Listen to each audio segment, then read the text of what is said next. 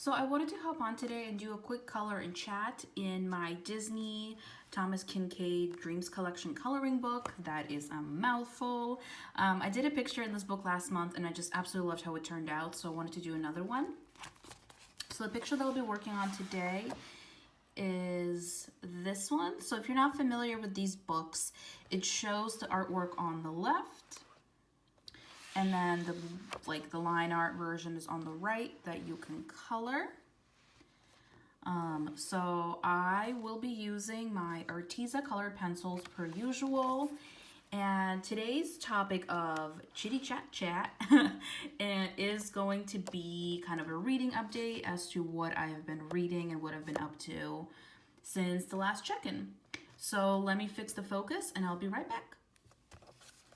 All right, this is better.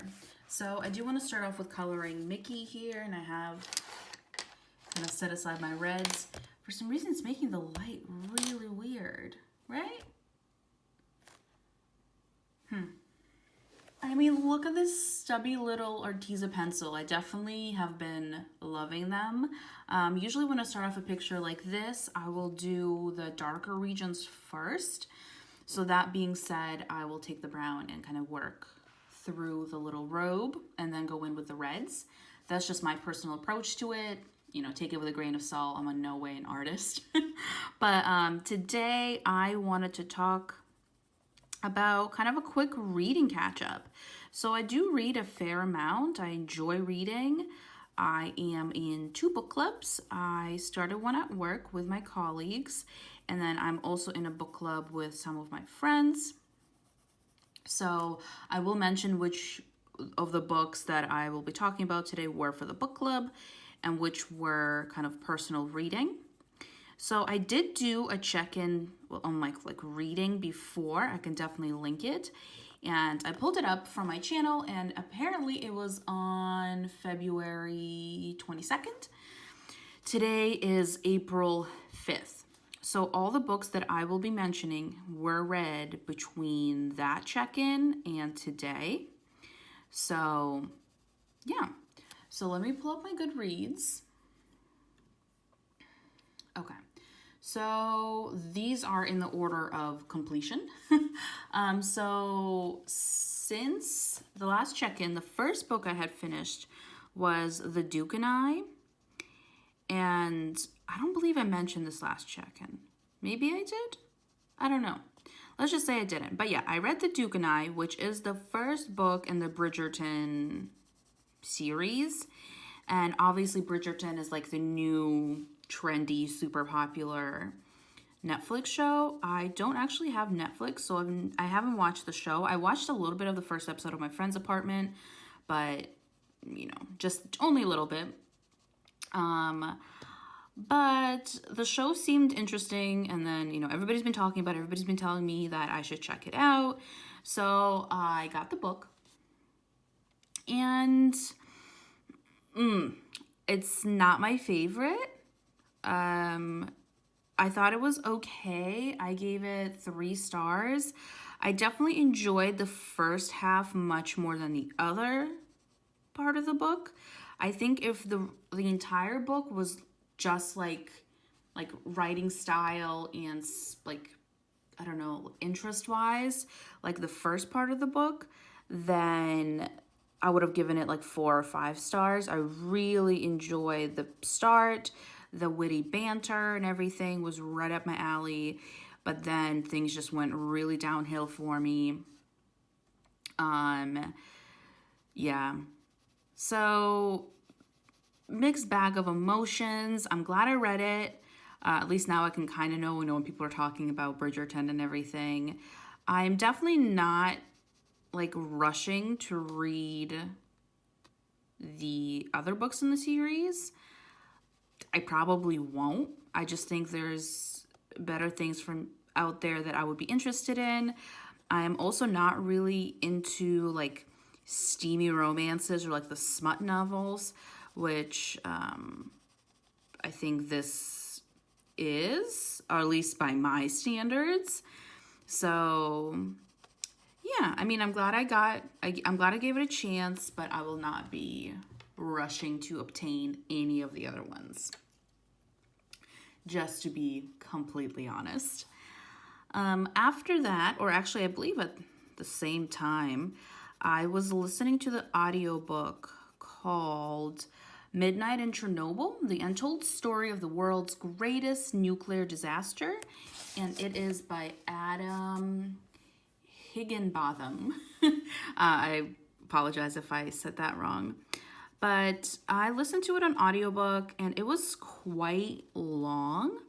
I don't think I realized how long of an audiobook it was when I committed to it. And I thought it provided a lot of very interesting information.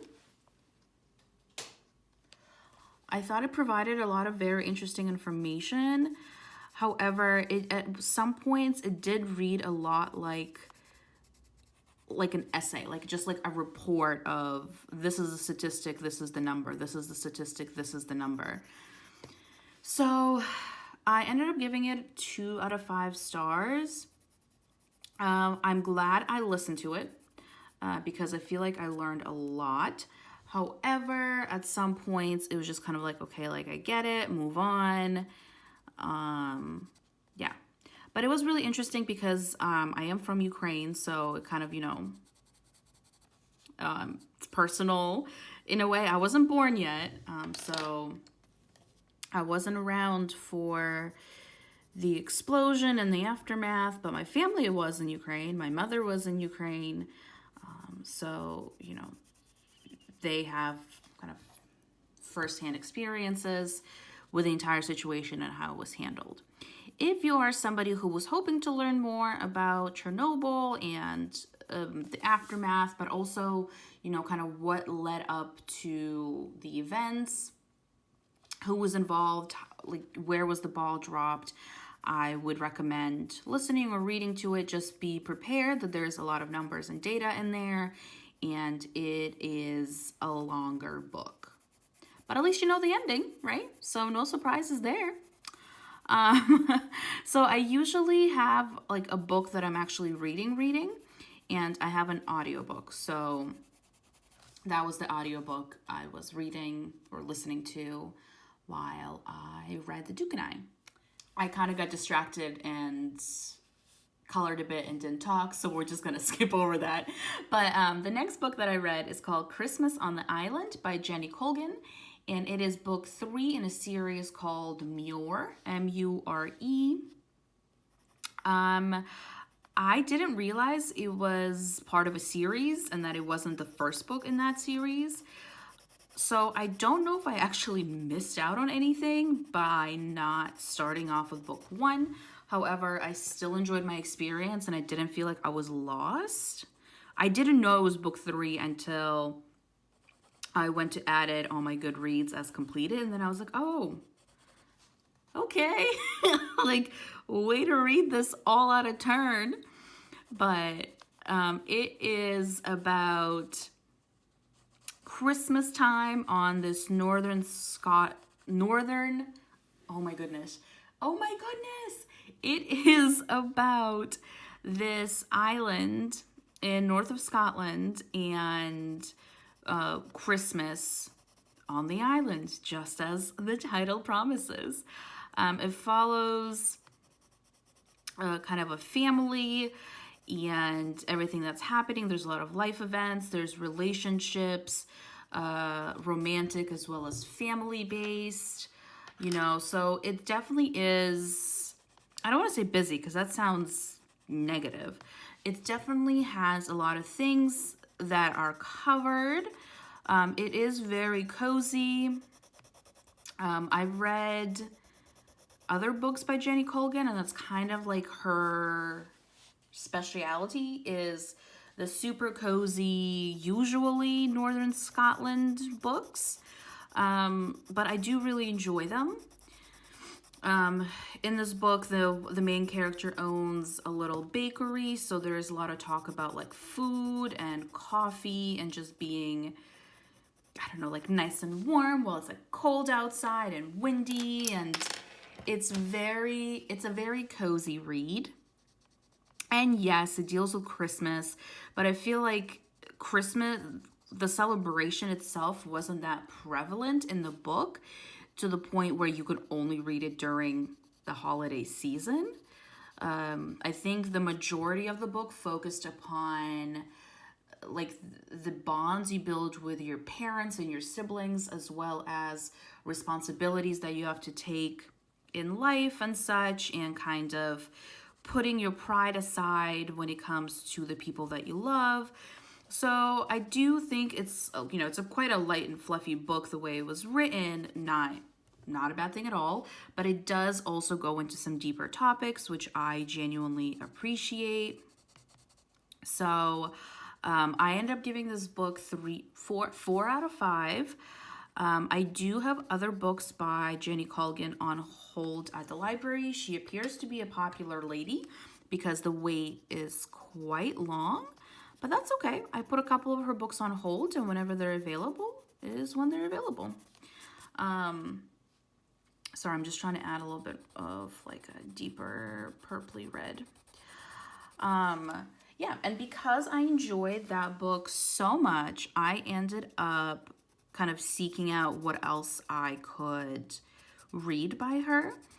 And I was able to get my hands on the audiobook for The Bookshop on the Corner.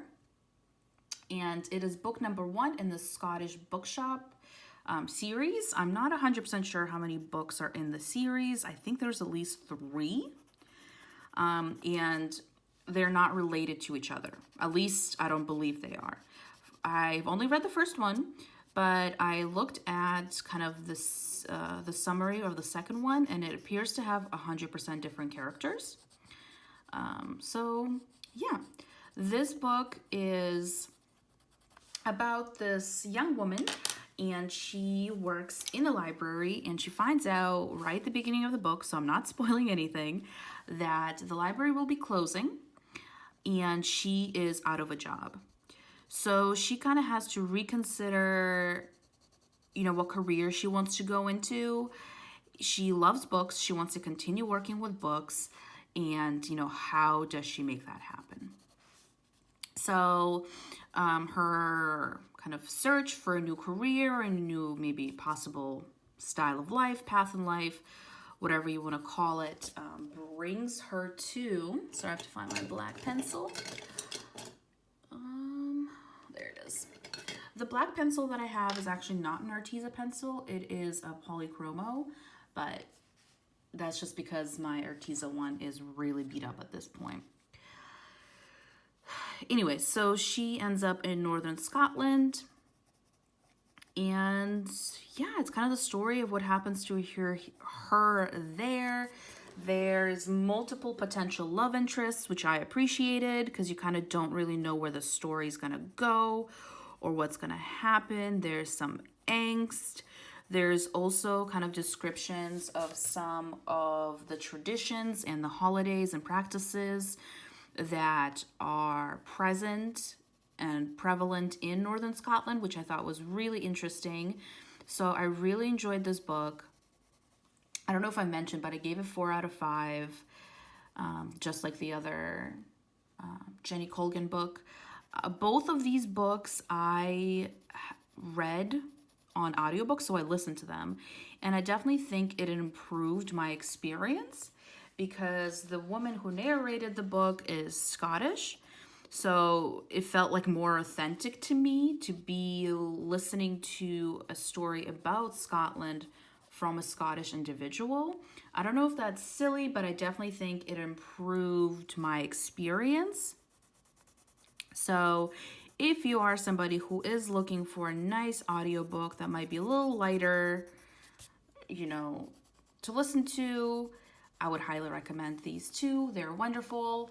I haven't experienced any of her other books, I don't believe, but, if this sounds up your alley, maybe check out also some of her other books that are available at the library or at the store, wherever you might be. But yeah, if you're looking to get them from the library, just be aware the wait might be a little bit. At least it is at my library.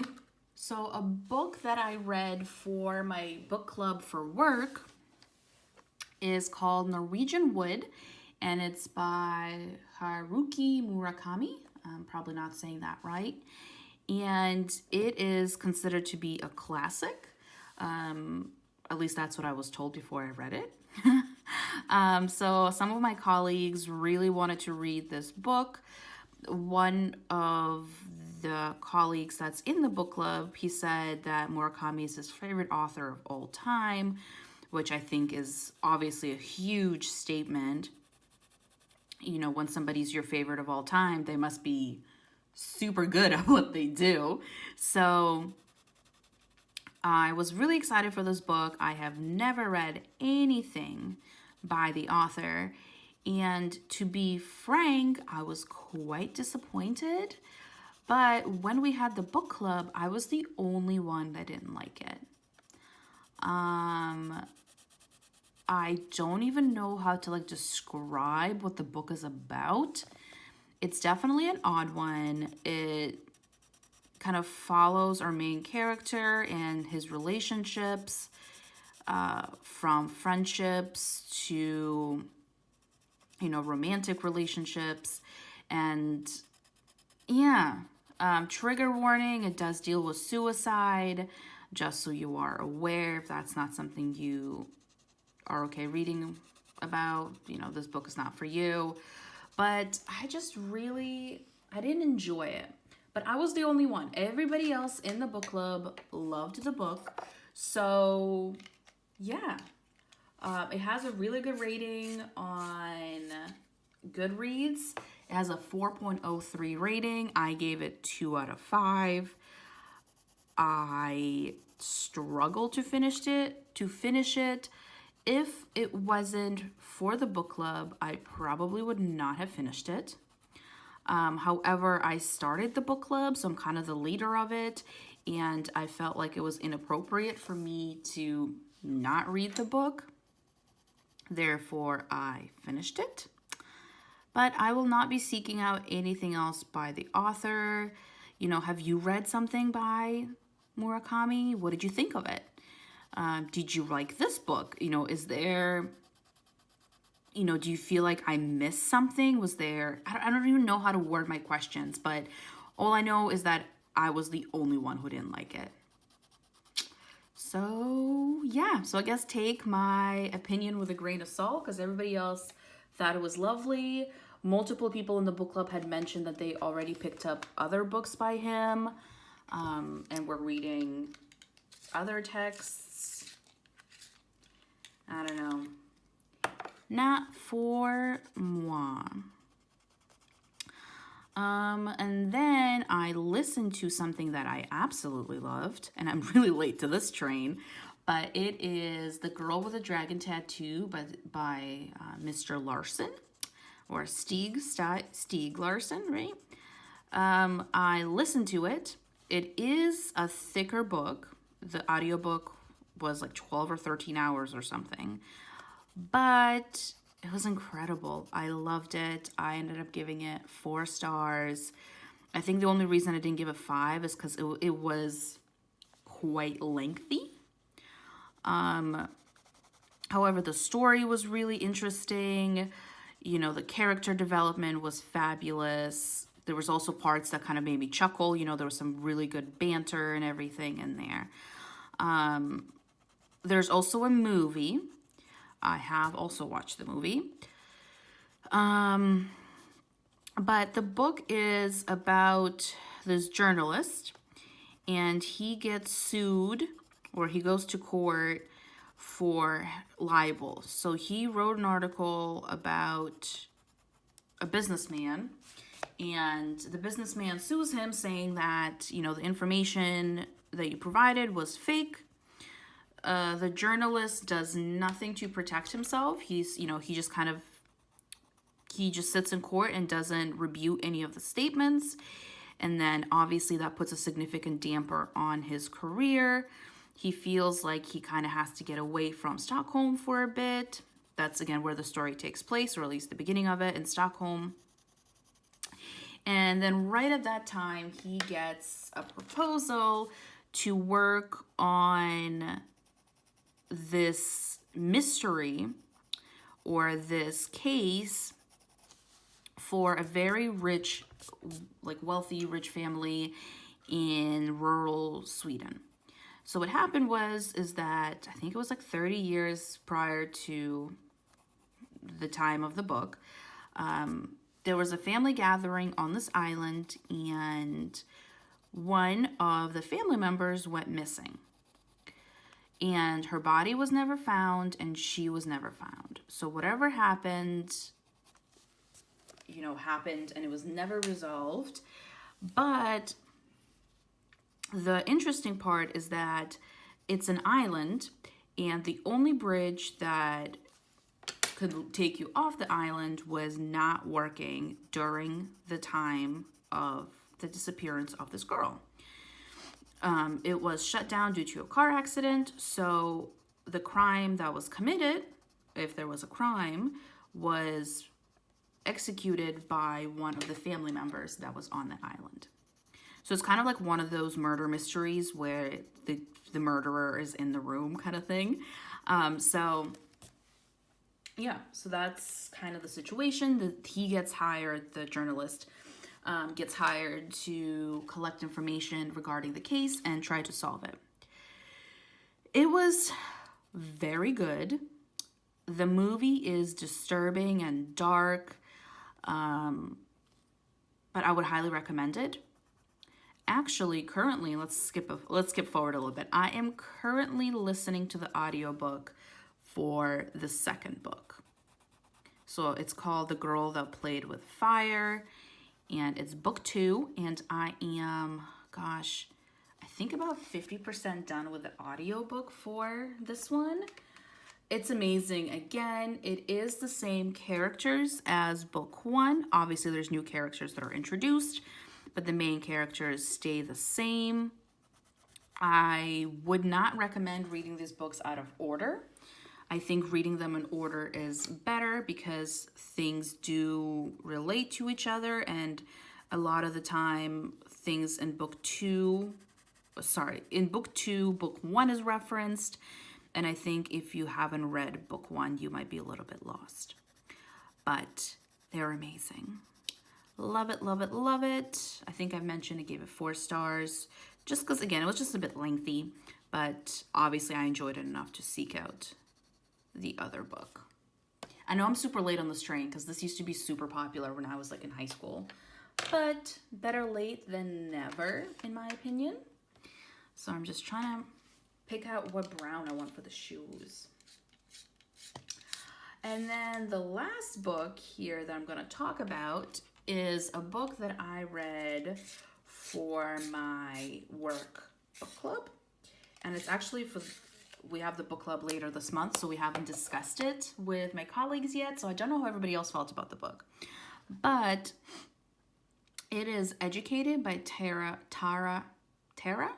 Westover. And I read it. I didn't listen to it. Did I listen? Did I read it? Yes, I read it. Sorry, I had to think about that for a second. I ended up giving the book 2 out of 5. I had some mixed feelings about it, but I guess let's talk about the book itself. So it is nonfiction. The author, Tara, was brought up in Utah, I think, right? Or Utah. In like a rural part of the state.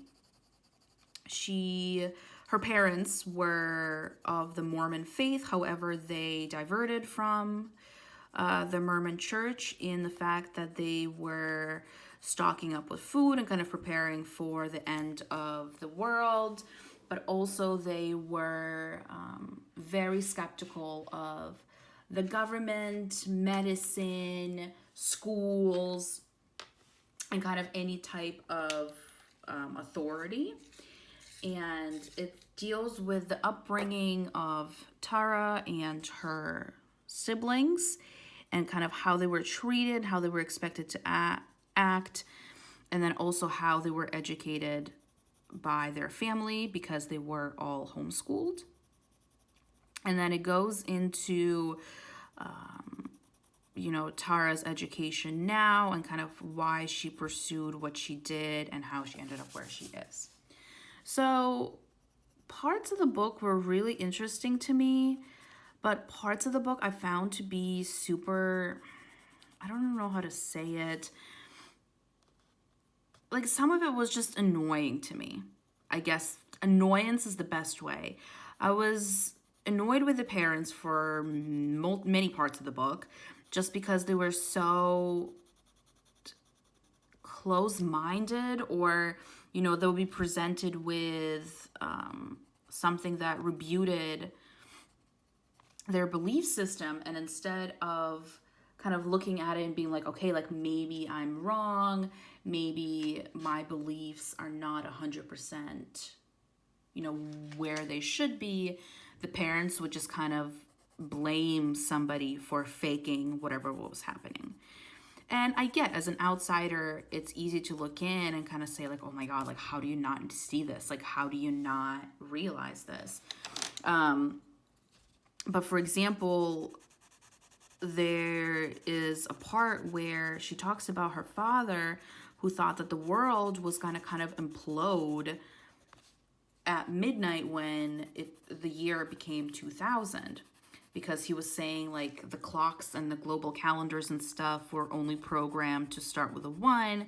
So when it switched to a 2, like the world and the computers and everything would just kind of shut down and go haywire. And then obviously nothing happened. And he just kind of like blew it off. He like didn't really reflect on what was happening and how, obviously he was wrong. So I thought that was super obnoxious. And obviously it's not the author's fault, if that's what happened, that's what happened.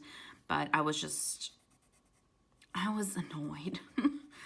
So that was all of the books that I have read since my last check-in.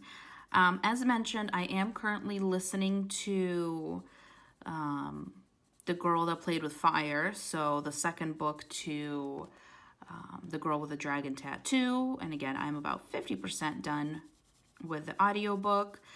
I am also reading The Queen of Hearts. Let me see who it's by.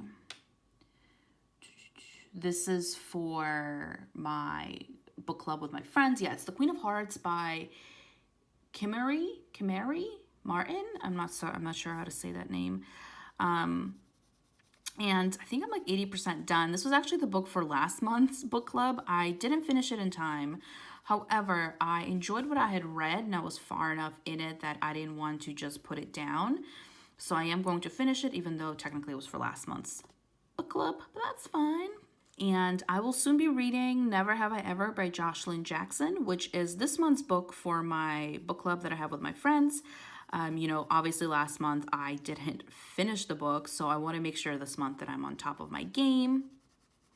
And yeah, it's supposed to be a thriller, mystery, drama kind of book. I'm not 100% sure. I haven't started it yet. But that is everything that I've read since my last check-in. Oh, I've smeared some red pencil. Whoopsie daisy. But yeah, this is kind of how Mickey's turning out so far. So far, so good. I will definitely try to finish this month and feature it in my monthly wrap-up. So thank you so much for watching, and I'll see everybody in the next one. Bye.